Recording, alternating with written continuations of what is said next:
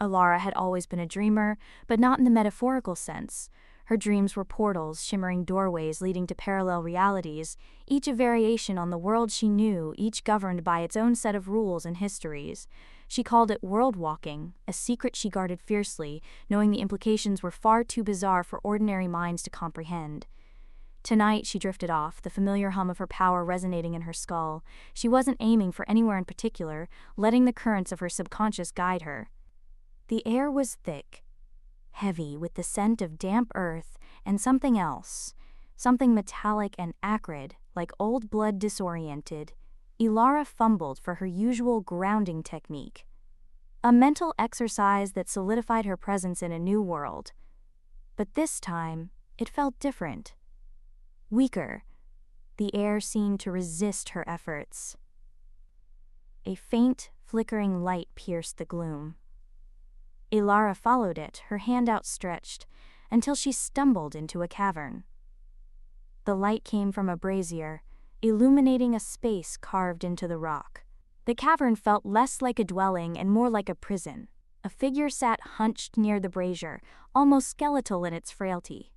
It turned as Alara approached, revealing a face etched with centuries of sorrow. His eyes, though dim, held a spark of weary intelligence. He was an Elvan, one of the long-lived elf-like beings who populated several of the worlds Alara had visited. But this one, he was unlike any she had ever seen. His skin was the color of ash, and his ears, usually pointed and elegant, where the curse still seeks its playthings. Curse? Alara asked, her world-walking instinct screaming at her to flee. But something about his despair, his utter resignation, rooted her to the spot. "I am Arion," he said. "I was once the keeper of this realm, the last of the Sunweavers. Now, I am only a prisoner of its shadows." He gestured to the symbols on the wall. "This is Aethelgard, the hidden realm.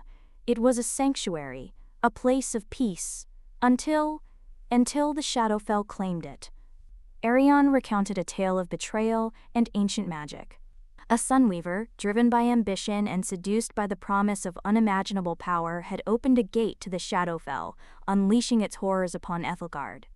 The realm was plunged into eternal twilight, its inhabitants twisted and corrupted, their life force slowly drained.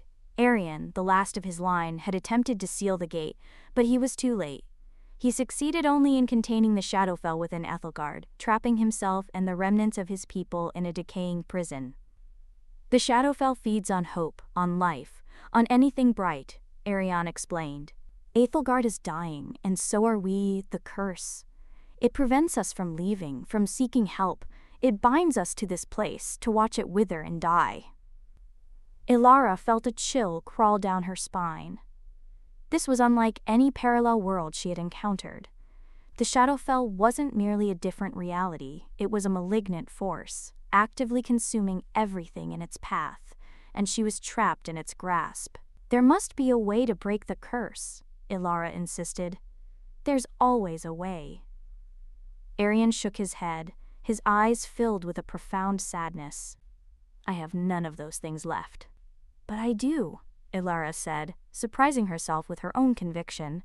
She wasn't a Sunweaver, but she was a world-walker. She had seen countless realities, faced unimaginable dangers, and emerged stronger each time. The Shadowfell might be a formidable foe, but it wouldn't break her. Arion looked at her, a flicker of hope igniting in his eyes. "You are not of this world. Perhaps you possess a resilience we have lost." Thus began their quest to break the curse. The realm was a decaying masterpiece, its once grand architecture crumbling, its gardens choked with twisted, thorny vines. The air was heavy with the oppressive presence of the Shadowfell, a constant reminder of the darkness that permeated everything. They encountered the corrupted inhabitants of Aethelgard, beings once beautiful and graceful, now twisted into grotesque parodies of their former selves. The Shadowfell had amplified their negative emotions, turning them into beings of rage, despair, and paranoia. Others pleaded for release, their voices filled with a heartbreaking sorrow. One encounter particularly haunted Ilara. They found a group of elven children huddled in a ruined temple, their faces gaunt and hollow. They were playing a twisted version of tag, chasing each other and giggling maniacally. But their eyes were devoid of all innocence, filled only with the cold, empty void of the Shadowfell.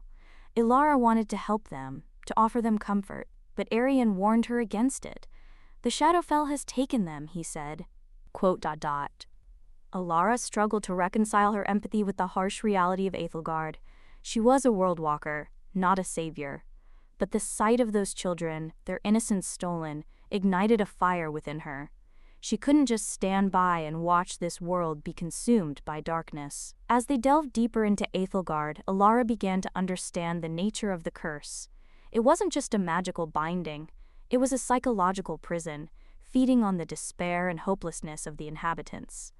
The Shadowfell had convinced them that they were doomed, that there was no escape, that resistance was futile. To break the curse, Ilara realized she had to reignite the spark of hope within the hearts of the Elvens. She had to show them that there was still a chance, that even in the darkest of times, light could still prevail. Their journey led them to the heart of the Shadowfell's influence. The Black Citadel, a towering fortress of obsidian that pulsed with an unnatural energy. It was here, Arian explained, that the original gate to the Shadowfell had been opened, and it was here that the curse was strongest. The woods were filled with illusions, preying on their fears and insecurities. Ilara found herself battling her own inner demons, her doubts and anxieties amplified by the Shadowfell's influence. She almost succumbed to the darkness, but Arian's unwavering belief in her pulled her back from the brink. "You are stronger than you think, dreamer," he said, his voice firm despite his weakened state. "The Shadowfell seeks to break you, to make you doubt yourself, but you must resist. You must hold on to your hope, your compassion, your belief in the light." They emerged from the forest, battered but unbroken, and stood before the Black Citadel. The citadel was guarded by the Shadow Lords, corrupted Elvens who had embraced the darkness and become powerful servants of the Shadowfell. They were formidable opponents, wielding dark magic and fueled by hatred. Ilara and Arian fought bravely, but they were outnumbered and outmatched. Just when they were about to be overwhelmed, a glimmer of hope appeared.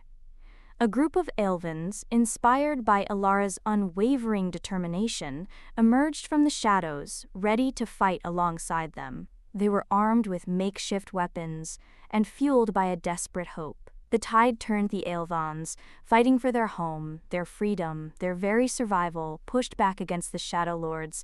Ilara, empowered by their courage, unleashed her world-walking abilities, manipulating the fabric of reality to her advantage. She created illusions, teleported enemies, and summoned bursts of energy from other realities. She fought with a ferocity she never knew she possessed. Together they breached the Black Citadel and reached the heart of the Shadowfell's influence, the Abyss, a swirling vortex of darkness that pulsed with malevolent energy. He was no longer recognizable as an Elvan, his body twisted and corrupted by the Shadowfell's power. He was a creature of pure darkness, a symbol of the ultimate corruption. "You cannot stop me," the Shadow Weaver hissed, his voice a cacophony of whispers and screams. "The Shadowfell will consume everything. Hope is an illusion. Light is a lie." "You're wrong," Ilara said, her voice ringing with conviction. "Hope is not an illusion. Light is not a lie. They are what define us. They are what make us strong." She reached into other realities, drawing upon the power of countless suns, countless stars, countless acts of kindness and compassion. She unleashed a torrent of pure, unadulterated light, driving back the darkness and weakening the Shadow Weaver. The Shadow Weaver screamed in agony as the light burned away his corruption. He thrashed and writhed, trying to resist, but it was no use. The light was too strong, too pure. Finally, with a final, desperate shriek, he disintegrated, his essence dissolving into nothingness.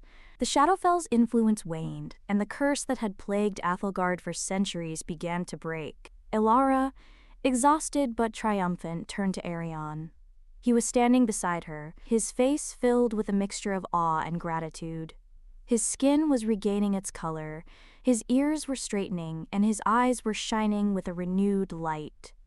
"You did it," he said, his voice filled with emotion. "You broke the curse. You saved Ethelgard." "We did it," Ilara corrected him. "We did it together." As the Shadowfell retreated, Ethelgard began to heal. The Aelvins, freed from the Shadowfell's influence, began to rebuild their lives, their hearts filled with hope and gratitude. Ilara spent several weeks in Ethelgard helping the Aelvins rebuild their society. She taught them about the other worlds she had visited, sharing her knowledge and experiences. She helped them develop new technologies, new forms of art, and new ways of life. But eventually it was time for her to leave. Her world-walking instincts were calling her, urging her to explore new realities, to face new challenges. As she prepared to leave, Arion presented her with a gift, a small, intricately carved pendant made of pure sunlight. "This is a symbol of Ethelgard," he said. "Wear it always, and remember that even in the darkest of times, light can always prevail." Ilara accepted the pendant, her heart filled with gratitude. She activated her world-walking abilities and stepped into the shimmering portal, leaving Ethelgard behind. She awoke in her own bed, the familiar hum of her power resonating in her skull. Ilara knew that she would never forget Ethelgard, the hidden realm, and the Elvins who had taught her the true meaning of hope. She was a world walker, and her journey was far from over. But she knew that wherever she went, she would carry the light of Ethelgard with her, a beacon of hope in the darkness. She knew too that the Shadowfell, or something like it, could exist in other worlds, and she would be ready. She was more than just a dreamer. She was a defender of worlds, a champion of hope, a warrior of light,